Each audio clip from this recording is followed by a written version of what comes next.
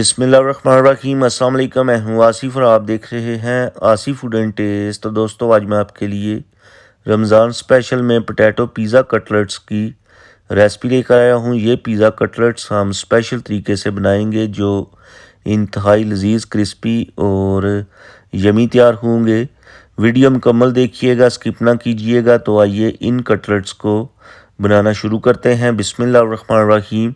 तो सबसे पहले इसकी फिलिंग तैयार कर लेंगे, जिसके लिए एक बाउल में ऐड करेंगे 300 ग्राम श्रेडेड चिकन। ये चिकन हमने 1 table spoon ginger garlic paste add करके अच्छी तरह से बॉईल करने के बाद श्रेड कर लिया था।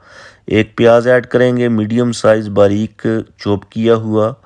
2 से 3 टेबल स्पून बारीक कटा हुआ हरा धनिया ऐड करेंगे और 5 से 6 बारीक चॉप की हुई ग्रीन चिलीज़ ऐड करने के बाद स्पाइसेस ऐड करेंगे। स्पाइसेस में 1 टीस्पून नमक, टेस्ट के according 1 teaspoon chilli flakes, 1 teaspoon धनिया पाउडर, 1 टीस्पून ज़ीरा पाउडर और 1/4 टीस्पून हल्दी पाउडर ऐड करने के बाद 1 टीस्पून के करीब कुटी हुई काली मिर्च ऐड करेंगे।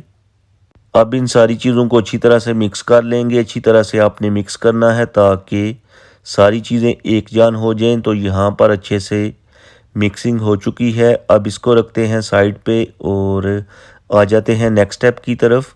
तो नेक्स्ट स्टेप में हमारे पास है ½ kg आलू, जिनको हम मैशर की मदद से अच्छी तरह से मैश कर लेंगे। चाहें तो आप इनको ग्रेट कर लें, कोई मसला नहीं है। सिर्फ आपने एक बात का ध्यान रखना है कि इनमें लम्स और गुठलियाँ बिल्कुल भी नहीं होनी चाहिए। तो यहाँ पर आलू मैश हो चुके हैं। अब इसमें ½ टीस्पून नमक और 1 टीस्पून के करीब कुटी हुई काली मिर्च ऐड करके मिक्स कर लेंगे। तो चलें जी, यहाँ पर मिक्सिंग हो चुकी है। अब ये हमारा जो आलू का बैटर है तैयार हो चुका है। अब हाथों को वॉश करके इस तरीके से बैटर लेके हाथ के ऊपर इस तरह से फैला लेंगे और जो हमने फिलिंग तैयार करके रखी थी उसको इसके अंदर रखेंगे और अच्छी तरह से आपने इसको सील करना है। बिल्कुल आसानी के साथ हो जाएगा, कोई भी मुश्किल काम नहीं है। तो ये देखें, हमारा जो कटलेट्स है तैयार हो चुका है। इसी तरीके से आप सारे तैयार कर लीजिएगा और तैयार करने के बाद पहले हम बीटन किए हुए अंडे के अंदर डिप करेंगे और जो एक्सेस अंडा होगा उसको उतारने के बाद ब्रेड क्रम्स की कोटिंग करेंगे। और मज़े की बात यह है कि इनको हम इस टाइम पे आके फ्रीज़ भी कर सकते हैं, यानी जब आप इनके ऊपर ब्रेड क्रम्स की कोटिंग कर लेंगे तो आप इन्हें फ्रीज़ कर लें और जब आपका दिल करे निकाल के आप इन्हें फ्राई करने के बाद घर वालों के साथ सर्व करें। तो यहाँ पर ये फ्राई होने के लिए तैयार हो चुका है। करते हैं फ्राई। तो फ्राई करने के लिए यहाँ पर हमने ऑयल को मीडियम फ्लेम के ऊपर गर्म कर लिया था। एक एक करके कटलेट्स ऑयल के अंदर ऐड करेंगे। चूँकि सारी चीज़ें अंदर से डन हैं तो जस्ट हम इनको शैलो फ्राई करेंगे, इसलिए मीडियम टू लो फ्लेम के ऊपर 2 से 3 मिनट के लिए एक साइड से फ्राई करेंगे। उसके बाद साइड को पलट देंगे और दूसरी साइड से भी 2 से 3 मिनट तक फ्राई करेंगे।